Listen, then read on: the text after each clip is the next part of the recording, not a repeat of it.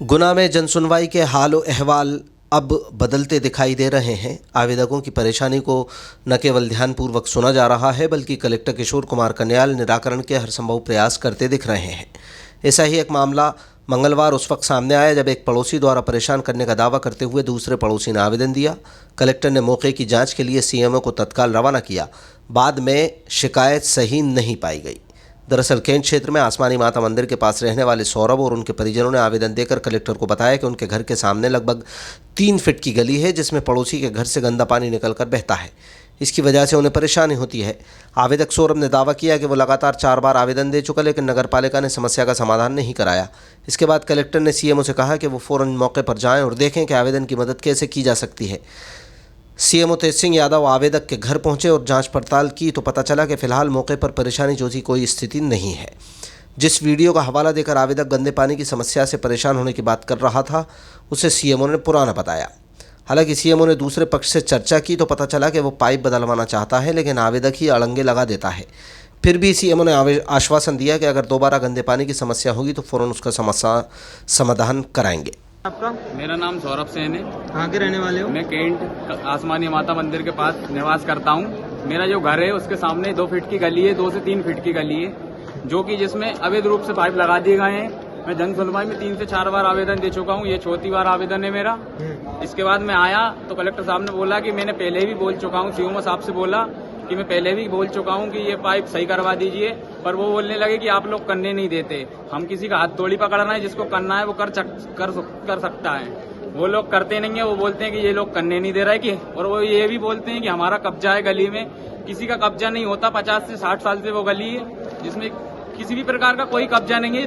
3 feet की गली है जिसमें क्या कब्जा करेगा वो लोग। उससे 1000 बार बोल दिया कि पाइप सही करवा ले, इसका पानी गंदा हमारे ऊपर टपक रहा है।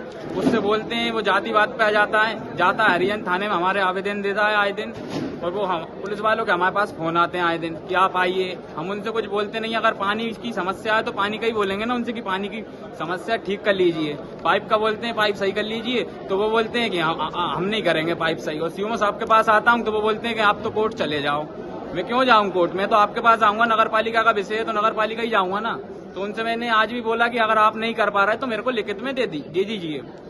क्या है जो पाइप निकल रहा है? पड़ोसी का पाइप है? हाँ, वो पड़ोसी का पाइप है। उसका कहना ये है कि उसके कब्जे में है गली। अच्छा। और जो गली 50 साल से सरकारी है, एक बार गली में अगर सरकारी रोड डल चुका है तो वो सरकारी है ना। और 50 साल से हमारा एक मार्ग वही है निकलने का। अगर उसकी गली है तो हमारे लिए अलग से रास्ता दे दे निकलने के लिए।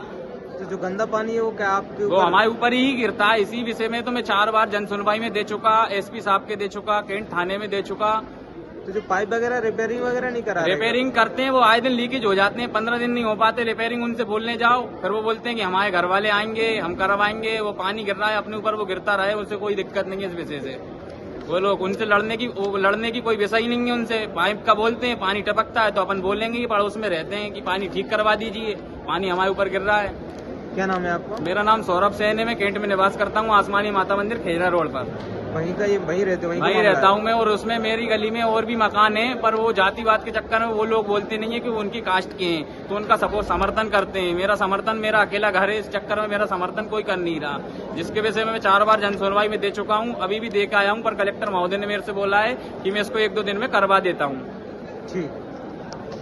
जो कैंट गुलाबगंज का जो मामला है, एक लड़के का, इनके गली है, वो बता रहे हैं कि आम रास्ता है तो वहाँ पर एक पाइप से गंदा पानी आता है पड़ोसियों का, जो लीकेज होता है।